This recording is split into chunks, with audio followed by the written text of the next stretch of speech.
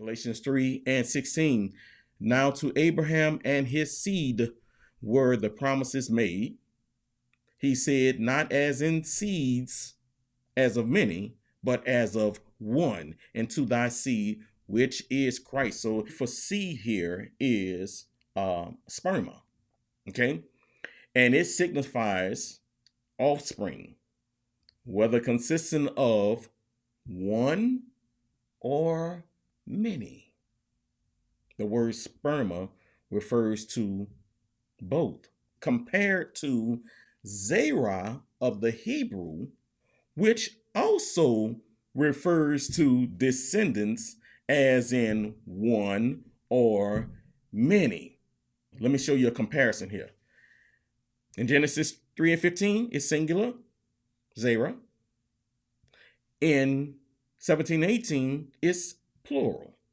So what Paul does is Paul makes it clear that in this instance, when you get to Galatians 3, of that seed that was promised to Abraham, that in his seed all nations would be blessed, he explains that this only applies to one. It is singular.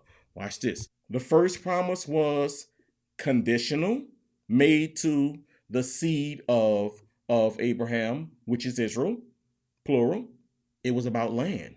First promise was based on their obedience and disobedience. If they were obedient, then the land would prosper. Remember, if my people, which are called by my name, shall humble themselves and pray, turn from their wicked ways, then I will hear from heaven and I will heal their land.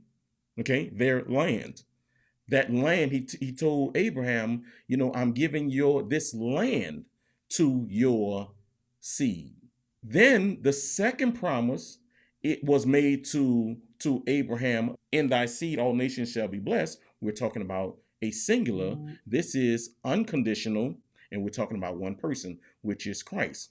Now, let's go to the third promise. The third promise is a covenant, promise/covenant, is God's covenant with David. This is also unconditional. What was this promise? That his family would produce the Messiah who would reign over God's people forever. Okay? Unconditional. This was unconditional. 2 Samuel 7. Now therefore, so shalt thou say unto my servant David, thus saith the Lord of hosts, I took thee from the sheepcote, from following the sheep, to be a ruler over my people, over Israel. And when thy days be fulfilled, and thou shalt sleep with thy fathers, I will set up thy seed after thee. Pay attention.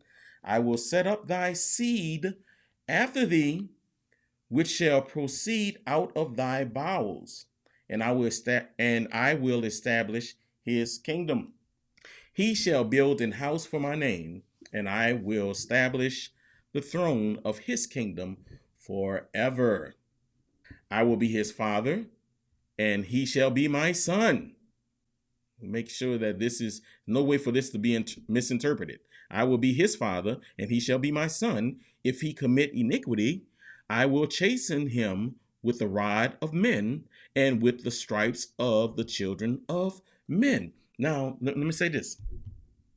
This promise, now when we get to this part, we're seeing that it's also including the conditional requirements of the first promise that was given to Abraham concerning Israel, that was based on obedience and disobedience. You see that?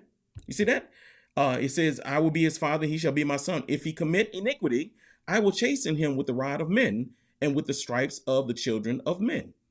Now what we're understanding is that the same seed that was promised in Genesis 3:15, the seed of the woman, that was later re-promised to Abraham in Genesis 22:18, is now being promised to David.